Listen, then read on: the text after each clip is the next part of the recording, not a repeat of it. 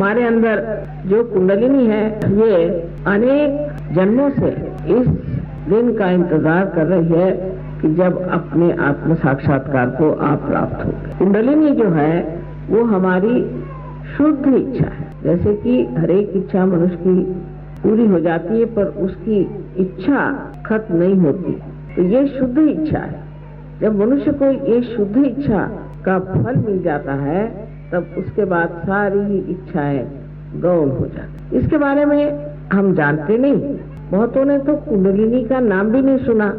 बहुत सोचते हैं कि मैं कुंडली देखती हूँ जो शादी के वक्त देखी जाती है। इतना हमारे यहाँ अज्ञान है इस शास्त्र का। ये शास्त्र गुपित शास्त्र था एक जमाने में, लेकिन उसके बाद कितने तो भी लोगों ने इस पर बड़ा व्याख्यान किया है। लेकिन अंग्रेजी किताबें पढ़ने से, अंग्रेजी भाषा सीखने से, अंग्रेजी तहजीब में बह जाने से हमारे देश की जो विशेषता है, जो धरोहर है, उसको हमने कभी जानने की कोशिश ही नहीं की और उसके और हम मुड़े ही नहीं।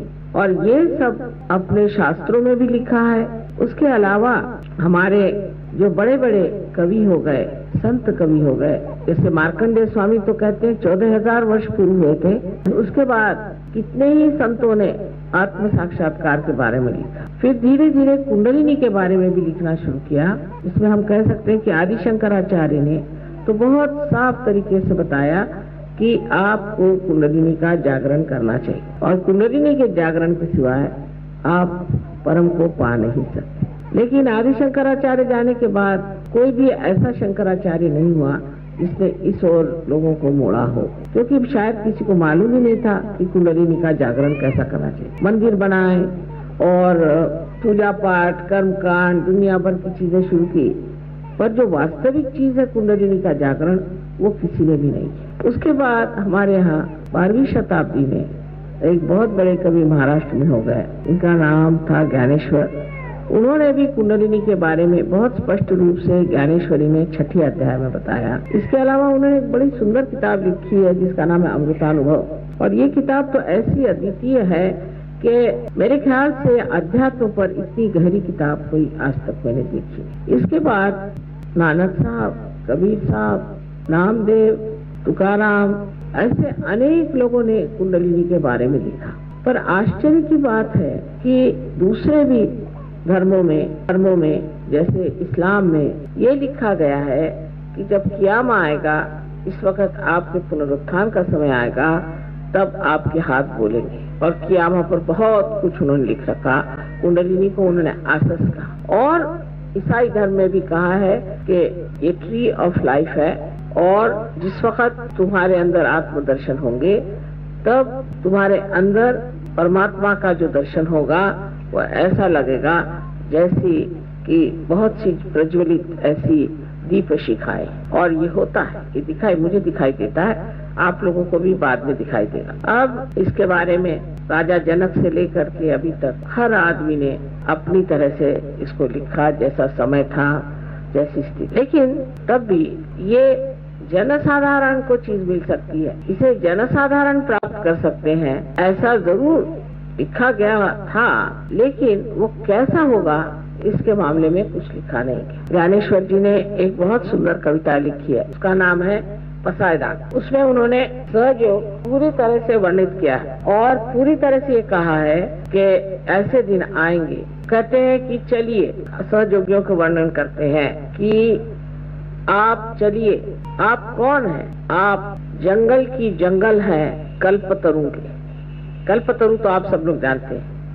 कल्पतरु के आप जंगल की जंगल है, आप लोग चलिए। और फिर वो कहते हैं कि आप लोग माने सहयोगी लोग अमृत के भरे हुए ऐसे महासागर हो जो कि बोलते हैं। चंद्रमा जैसी आपकी शक्ल जिसपे कोई लांछन न हो और सूर्य जैसे आप दैदीप्यमान लेकिन आप में ताप न हो, ऐसे आप सहयोगी चलिए, चल के ये पसायदान, ये अमृत दान सबको दीजिए। पर उस पर भी इंग्लैंड में एक कवि हो गया, ऐसे तो अनेक कवियों ने लिखा, पर एक कवि लुइस करके हुआ है, उसने तो साफ साफ सहयोग का प्रोसेशन किस तरह से होगा, उसका जुलूस किस तरह से निकला जाएगा, यानी हमारा भी वर्णन उसमें वो 100 साल पुराना करते। उसके अलावा अपने हिंदुस्तान में ही बड़े भारी कवि इनको हम मानते हैं, रविंद्रनाथ टैगोर।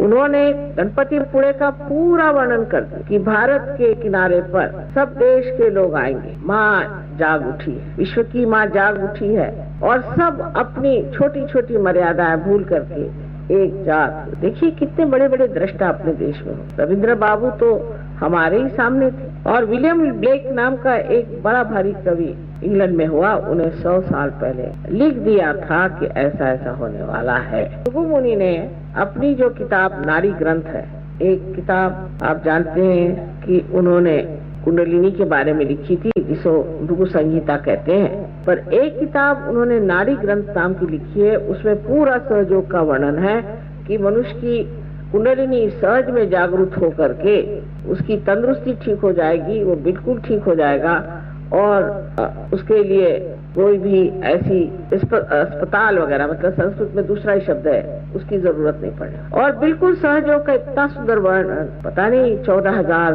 की 12,000 वर्ष पूर्व ये हुए, उन्होंने ये बात कलयुग के लिए कही। और अभी कुछ दिन पहले मैं एक एस्ट्रोलॉजर है कोई अमेरिका में, उनका पढ़ रही थी, मैं हैरान हो गई। 70 साल से ये काम हमने शुरू किया, बराबर 70 साल से उन्होंने ये होगा, वो होगा, ऐसा होगा, वैसा होगा, इस तरह से बढ़ेगा, इस तरह की कनेक्टिविटी आएगी, सब कुछ लिख रखा। बहुत आश्चर्य की बात, इन लोगों को इतनी चीजें कैसी दिखाई दी। लेकिन विलियम ब्लेक ने तो हमारा घर कहाँ होगा, उसमें कौन लोग काम करेंगे, सब कुछ वर्णित करते, जैसे कि खड़े थे वहाँ और देख रहे थे कि घर किस तरह से बन रहा। ये सब होते हुए भी और अनेक इस प्रकार की चीजें हुई हैं। आप लोगों को कभी मौका होगा तो आप देखिएगा कि ऐसे फोटो आए हैं कि जहाँ हमारे हृदय पे ही सूर्य है, हमारे हाथ पे सूर्य है, पाँव पे चांद है, पीछे में चांद सूरज है, तरह तरह के प्रकाश सर से निकल रहे हैं और चारों तरफ प्रकाश है। कहीं हम बैठे हुए हैं तो उसकी जगह सिर्फ चैतन्य ही चैतन्य। इस तरह के अनेक फोटोग्राफ्स आपके आजकल के कैमरा में आ रहे हैं। उसको जरूरी नहीं कि कोई बड़ा महंगा कैमरा हो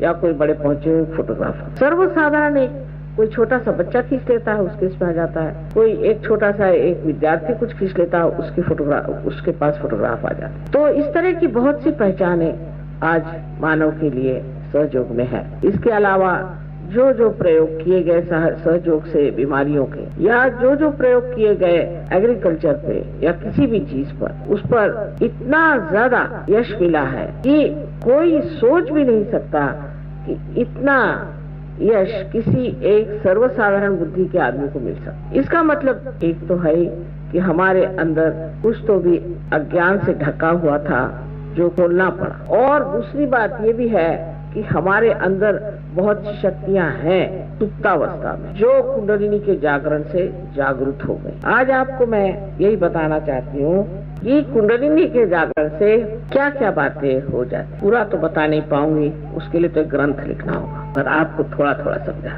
कुंडलिनी के जागरण से सर्वप्रथम हमारी तंदुरुस्ती ठीक हो जाती, हमें स्वास्थ्य मिल जाता है। कैसी भी बीमारी हो, मनुष्य स्वास्थ्य पूर्ण होता है, पर उसे ध्यान करना पड़ता, उसे बार बार अपनी कुंडलिनी को सहस्त्रार से ब्रह्मरंध्र का छेदन करवाना पड़ता है। उस तरफ थोड़ी सी मेहनत करनी, अगर उसने थोड़ी सी मेहनत की तो वो उस स्थिति को प्राप्त होता है जिसे हम निर्विकल्प समाधि कहते हैं। पहले वो निर्विचार होता है, उसे कोई विचार नहीं आता। इसका मतलब ये नहीं कि विचार नहीं कर सकता, पर जब भी चाहे वो विचार कर सकता है और जब भी चाहे वो विचार नहीं करता। यानी जो हर समय पागल जैसे हम विचार करते ही रहते हैं, एक क्षण भी नहीं रुकते, वो सारे ही विचार हमारे ऊपर जो मंडराते रहते हैं वो हट करके एक स्वच्छ आकाश सा हमारा हृदय और हमारा मस्तिष्क हो जाता है हल्का। फिर जब चाहे तब हम विचार कर सकते हैं, जब न चाहे नहीं कर, और निर्विचार में शांत अपनी शांति में खड़े रहते। अब बहुत से लोगों को मानसिक व्यथा है, बहुत से लोग आते हैं उनको डिप्रेशन हो गया। मैं तो कल ही कह रही थी कि आप इम्प्रेशन सब पे मारते हो इसलिए फिर डिप्रेशन भी हो जाता है, क्योंकि आपका इम्प्रेशन लोग मानते नहीं तो फिर आप पे डिप्रेशन आ जाता है। तो आप इम्प्रेशन ही क्यों लोगों पर मारते? पर कुछ लोगों को डिप्रेशन और भी किसी वजह से आता है। उसकी वजह क्या है?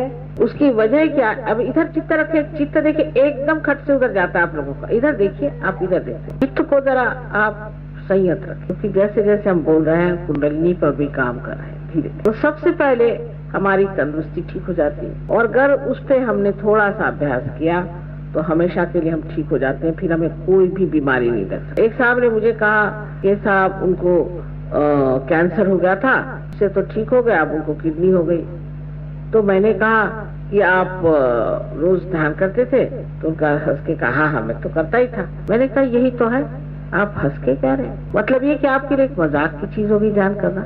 आप एक चीज, एक जिम्मेदारी की चीज समझ करके आप करते नहीं थे, अगर करते होते तो कभी भी किडनी की शिकायत नहीं। और बहुत से लोग जिनको बताया गया था कि आप 1 साल में ही मर जाएंगे, 1 महीने में ही मर जाएंगे, वो अच्छे भले घूम रहे, उनको कुछ नहीं हुआ, सालों बीत गए, अच्छे से घूम रहे। जिनकी उम्र बताई गई थी कि आप 50 साल में ही दुनिया से चले जाएंगे, तो वो 70-75 चल ही रहे, और दिखने में भी इतनी उम्र नहीं लगती, बताना पड़ता है कि इनकी इतनी उम्र। जितना आप सहयोग में सहकार्य करेंगे, जितना आप दुनिया को प्रकाश देंगे, उतना ही आपको इससे लाभ होगा। आपसे पैसा तो लेना नहीं है, ना आप दे सकते हैं, आपसे कुछ भी नहीं चाहिए, सिर्फ ये चाहिए कि आप अपनी अंततक शुद्धि करें और सामूहिक रीति से मिल करके जहाँ भी आपका सेंटर हो वहाँ जाएं और वहाँ जा करके ध्यान धारणा करें। इतनी सी बात, और इससे आपकी जिंदगी विशेष रूप से एक नया रूप धारण कर सकती है,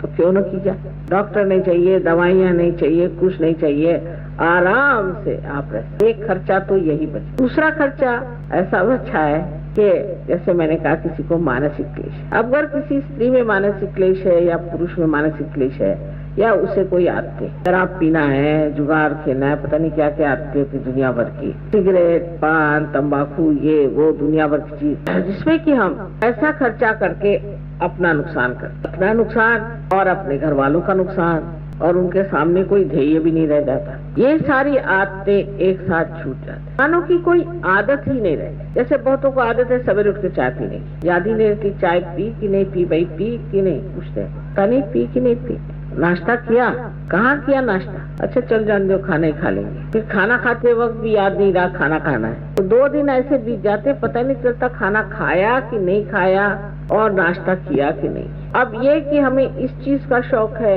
हमें ये चीज अच्छी लगती, काफी लोग ऐसे होते हैं कि अब किसी को बेसन के लड्डू अच्छे लगते, अब सब लोग उनके लिए बेसन के लड्डू लेके चले, क्यों भाई, उनको बेसन के लड्डू पसंद। अब वो मरते दम तक उनको बेसन के लड्डू चाहिए, और अगर डॉक्टर ने मना कर दिया तो उसी की भूख लेके मरते हैं, फिर भूत बन के आते हैं और कहते हैं हमें बेसन के लड्डू दो। तो इस तरह के जो शौक है कि उसको ये अच्छा लगता है, उनको ये पसंद है, उनको वो पसंद है, अपने इधर नॉर्थ इंडिया में बहुत ज्यादा है, किसको क्या पसंद है, हर आदमी एक दूसरे की चापलूसी में लगा रहा है कि इनको ये चीज पसंद है तो उनको वो चीज पसंद है। फिर पसंद ना पसंद कोई जानता ही नहीं। हमारी लड़कियों को खाना बनाने का बहुत शौक, तो मैंने कहा तुम तो अपने डैडी के लिए इतनी चीजें बनाती हो, मेरे लिए क्या बनाती हो? कहने मम्मी तुमको कौन सी चीज पसंद है, हमें तो पता ही नहीं, तुम्हें तो सभी चीज पसंद है और कोई चीज पसंद भी नहीं, जो मिले सो तुम खा लेती हो।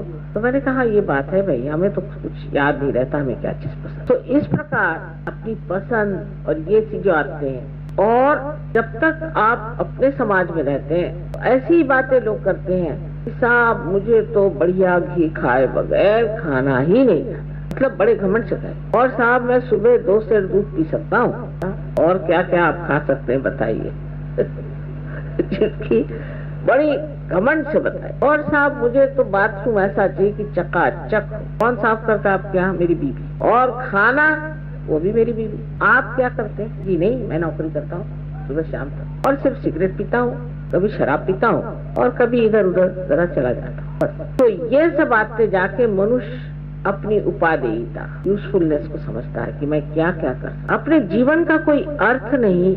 इसी तरह से हमारे यहाँ आदमी और औरत जीते हैं। अगर आप पार होने के बाद उन्हें देखें, लगता है कि पागल है क्या, इनके जीवन का कोई अर्थ है कि नहीं है। ये ज्यादा आपको विदेश में देखा जाए, किसी आप लेक में चले जाइए, कोई बोट होगी, उसमें खड़े हैं घंटों। मैंने कहा कर क्या रहे? पहले ये बोट पे बैलेंस करें। अरे मैंने कहा भाई कुछ इनको काम धंधा और नहीं कहने लगे कि ये मजा उठा रहे। इसमें क्या मजा उठा रहे? बेवकूफ जैसे खड़े हुए बोट को ऐसे पकड़े, और घंटों ऐसे तो कोई मछली नहीं कर सकती, कोई जानवर नहीं कर सकता, ये आदमी है कि क्या है जो कि घंटों अपने।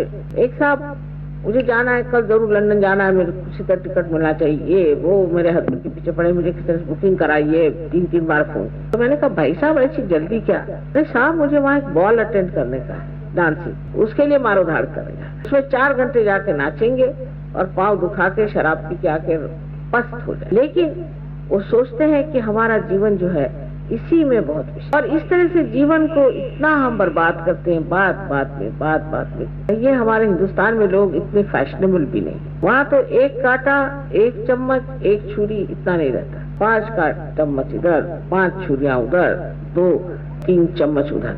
अब आपको समझ नहीं आता कि क्या क्या खाने का है। इतनी सी चीज खाने के लिए 2 चम्मच लगाई, कांटे लगाइए, फिर दूसरा दीजिए, फिर तीसरा दीजिए। अभी सीधे सीधे एक थाली लगाओ और खाओ। उससे अच्छा ये है कि केले का पत्ता रखो और खाना खाओ। सरल बात है, उठाया केले का पत्ता फेंक दिया, काम खत्म। लेकिन नहीं, इतना उसमें समय बर्बाद करेंगे, और जैसे ही उनके घर आप जाइए तो फौरन बताना शुरू करेंगे कि ये प्लेट फलानी जगह की है, ये रॉयल डाल्टन की है, ये अमका है, तमका है। और अगर आपके घर आएंगे तो आपकी प्लेट उठा के देखेंगे कि उसके पीछे क्या लिखा। आप क्या वो दुकान खाने वाले?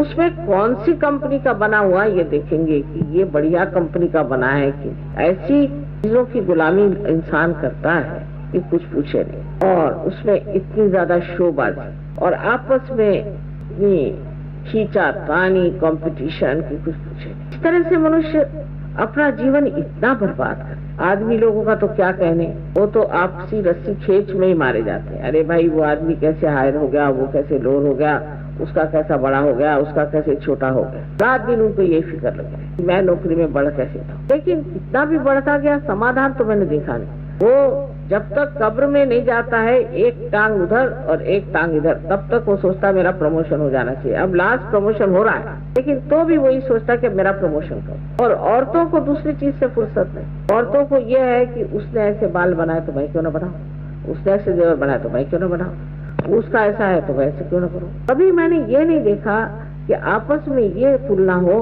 कि वो इतना भला मानुस है, इतना भला है, मैं क्यों ना भला हो जाऊं। ऐसे मैंने किसी को नहीं सुना, आज तक नहीं सुना। सहयोग में है, सहयोग में है। सहयोग से बाहर कोई आदमी औरत ऐसा नहीं कहती कि वो इतनी अच्छी औरत है, इतनी भली औरत है, इतनी दाता है, इतनी मेहरबान है, मैं भी कुछ ऐसा हो जाऊं, मैं भी ऐसे कुछ करूं। ऐसी इच्छा मैंने किसी को करते देखा। और इस तरह से हम अपनी जिंदगी का अर्थ क्या निकालते हैं, उसका कोई मतलब ही नहीं लगता। इस जिंदगी को 4 चांद लगते हैं जब आप पार हो जाते हैं, क्योंकि आपके अंदर से शक्ति बहने लग गई। हाथ उठाइए, कुंडलिनी को उठा सकते हैं, दूसरों को आप पार करा सकते हैं, जीवन तक क्रिया आप कर सकते हैं, लोगों को इतना दान दे सकते हैं, और उसके लिए पैसा नहीं, कौड़ी नहीं, कुछ नहीं, आपके हाथ के इशारे पर कुंडलिनी चले। जाने कितने लोगों को आप ठीक कर सकते हैं। एक आदमी न जाने क्या से क्या कर सकता है, बस वो सोच ले अब हम तो हो गए योगी पूरी तरह, और इस बात को अपने जीवन में पूरी तरह से उतारे और ठान ले कि हम तो योगी हैं और हमारी जात ही अलग हो गई, हमारा धर्म ही बिगड़ गया, हम तो दूसरे ही धर्म में आ गए। जब वो इस बात को ठान लेता है तो एक आदमी काफी है, सारे हिंदुस्तान को नचा सकता है। काम तो आपसे होने वाला है। जैसे कि बिजली का स्रोत कहीं है, लेकिन यहाँ पर तो आपको दीप ही जलाने पड़ते हैं। वो स्रोत यहाँ लाने से फायदा क्या, उससे क्या लाइट होने वाली? ऐसे ही दीप चारों तरफ जलाने पड़ेंगे, तभी प्रकाश ठीक से होगा। इसी प्रकार आप लोग भी उसी एक स्रोत से प्रकाश पाने वाले दीपक है, और दीपक को चाहिए कि आप प्रकाश दें। उसके बाद भी आप रो रहे हैं, मुझे ये चाहिए, मुझे वो चाहिए। अरे अब हो गया, अब दो, अब देने का काम। पहले लेते रहे, अब देना सीखो, और अपने गौरव को और अपने शक्ति को पहचान कि आपके अंदर कितनी शक्ति है, आप क्या क्या कर सकते हैं। पर अब भी हम देखते हैं बहुत से लोग रोते ही करते हैं, माता जी मेरा ऐसा हुआ, माता जी मेरा वैसा हुआ। मैं कहती हूँ बेटे कैसे हो रहा है? कुछ लोगों की धड़ से समुद्र में गिर जाते हैं और भूल जाते हैं, और कुछ लोगों के अभी भी पत्थर जैसे बाहरी खड़े हुए रो रहे हैं। इसकी एक ही वजह है कि आप अभी तक समझे नहीं सहयोग का मतलब, आपने अपना भी मतलब नहीं जाना, आप समर्थ नहीं, अपने स्व का अर्थ आपने नहीं जाना, इसलिए ऐसी बात हो रही। अच्छा, अब ये तो थोड़ी सी बाहर की बात हुई कि शारीरिक व्यथा ठीक होती है और मानसिक व्यथा ठीक, और आप स्वतंत्र हो जाते। स्वतंत्र का हुआ एक तो ये कि आप किसी भी आदत की गुलामी नहीं करते। आप कहिए तो जमीन पे सो जाए, आप कहिए तो नदी के किनारे सो जाए, आप कहिए तो रात भर जग ले, जो कहिए उसके लिए शरीर हमारा जो ये हमारा गुलाम है, हम इसके गुलाम नहीं। शरीर की गुलामी एकदम छूट जाती है। और जो रात दिन का चलता है कि अरे भाई मेरे तो पैर में दर्द है, मेरे तो सर में दर्द है, वो सारे दर्द अपना बोरिया बिस्तर बांध के कभी रफू चक्कर हो जाते हैं और आप दूसरों का दर्द दूर करते हैं। अब आपके पास ये शक्ति आ जाती कि आप दूसरों का दर्द दूर। और स्वतंत्रता का दूसरा एक और अर्थ होता है स्व का तंत्र जानना। वो माने आत्मा, और आत्मा का तंत्र जानना माने उसका मैकेनिज्म जानना, आत्मा का कार्य कैसे चलता है, उससे हम क्या क्या कार्य कर सकते हैं। जब आत्मा हमारे चित्त में आता है तो हमारे चित्त का क्या हाल होता है, ये सब चीज को जानना ही स्वधर्म को जानना है और स्व तंत्र को जानना ये भी हो जाता है। आपने तो अपने को जाना ही नहीं। जानने में सबसे बड़ी बात तो आप यही जानिएगा कि आप बहुत शक्तिशाली, उसमें हिचकिचाहट नहीं होनी चाहिए। वाकई में आप तो ऐसा ही हुआ कि किसी को ले जाके सिंहासन पे बिठाया, अभी वो सोचता है पता नहीं ये क्या चीज है, इस पे बिठा दिया, मैं सिंहासन पे बैठा हूँ या नहीं, और बार बार उठ खड़ा हो रहा। अब विराजो, राजने का समय आ गया, इस पे विराजो, आराम से शांत से बैठो। अब किसकी मजाल है जो तुमको छू ले या तुम्हें सताए या परेशान। जो तुम्हें सताएगा वो एक दिन आके तुम्हारे चरणों में गिर के रोएगा और कहेगा बाबा मुझे इस तकलीफ से पता नहीं मैंने तुम्हें क्यों तकलीफ। इस प्रकार आप परमात्मा के साम्राज्य में चले जाते हैं और परमात्मा के साम्राज्य में जाने पर बड़ा आश्चर्य होता है कि हर चीज जो आप लेना चाहते हैं तो एकदम से मिल जाती है। आपको कोई काम करना है तो एकदम बन जाता है। आप कहीं बाजार में जाइए तो लोग आपको देख के कहते आइए बैठिए चाय पियेंगे और दूसरों को भगा देते। नहीं क्या बात नहीं, आपकी शक्ल से ही लग रहा है कि आप बड़े शरीफ आदमी, शक्ल से ही लगने लगता है। फिर आपका बोलना चालना इतना प्यारा मधुर हो जाता है, गुस्सा तो कभी का ही रफू चक्कर हो जाता है। और एक तरह से आप प्रेम भाव और उस प्रेम में एक बड़ा अजीब सा आकर्षण होता है। वो आकर्षण ऐसा है उसमें किसी प्रकार की गंदगी नहीं होती। आकर्षित होता है मनुष्य ऐसे आदमी की तरफ और सोचता है कि इस आदमी में कौन सा ऐसा गुण है जिससे मैं इसके तरफ इतना आकर्षित होता। कहते हैं कि कस्तूरी का सुगंध अगर आ रहा है तो उसको कसम लेने की जरूरत नहीं पड़ती। इस मनुष्य में प्रज्ञा होती है, जिसकी जागरूक चेतना होती है, उसके लिए कसम लेने की जरूरत नहीं पड़ती। और आपको ये नहीं कहना पड़ता कि साहब ये आदमी जागा। हाँ, कोई जानबूझ करके आँख मूंदना चाहे वो दूसरी, या कोई बेकारी में विरोध करना चाहे, झगड़ा करना चाहे, ये बात। तो ये सोचना चाहिए कि हमारे लिए एक बड़ा भारी नया आयाम खुल जाता है और उस आयाम में हमारे अंदर कलेक्टिव कॉन्शियसनेस जिसे कहते हैं सामूहिक चेतना प्रस्फुटित होती है। आप जानते हैं उस पर कि दूसरे आदमी के कौन से चक्र पकड़ रहे हैं, आपके कौन से चक्र पकड़ रहे हैं, और आप अपने से अलग हट जाते हैं। आकर कहेंगे माँ मेरा आज्ञा चक्र पकड़ रहा है, बहुत बुरी तरह इसे ठीक करिए। माने ये कि मुझके अंदर अहम भाव है, मैं मुझे अहंकार है, मैं अहंकार में आ गया हूँ, इसका मतलब अहंकार है। लेकिन कहेगा माँ मेरे तो सर दर्द हो रहा, आप जरा आज्ञा चक्र रखे थे, माने मैं अहंकार हूँ। कोई आदमी ऐसा कहेगा, अरे अगर किसी से कहे तुझे अहंकार है तो ऐसा ठिकाना लगाएगा आपको कि बस आपको पता चल जाएगा कि अहंकार का नाना है ये। लेकिन मनुष्य खुद ही कहता है कि वहाँ मेरे अंदर ये बात है, क्योंकि उसको महसूस होता है, उसका एहसास होता है, वो जानता है, उसका दुख होता है, उसकी तकलीफ होती है और उससे वो निकलना चाहता है। वो अपने ही को जानता है और अपना न्याय करता है। यही उसको कहते हैं लास्ट जजमेंट की आखिरी न्याय का समय आ गया। अब आप ही अपना न्याय करिए। तो किस प्रकार कि आपके हाथ उंगलियों के किनारे आपसे बताएंगे कि आपने गलती, दूसरों के बारे में बताएं, लेकिन आप बहुत प्रेम से उनसे बात करके और उनकी तकलीफ निकाल दे सकते, उनको बगैर बताए ही निकाल दे सकते। और एकदम से आप देखेंगे कि वो आदमी कितना बढ़िया हो, आप पहचान भी नहीं पाइएगा। बहुत बार तो ऐसा होता है किसी आदमी को पार करने के बाद अगर मैं उसे साल भर बाद मिलूं तो वो मुझे 5 साल और छोटा लगने लगता है।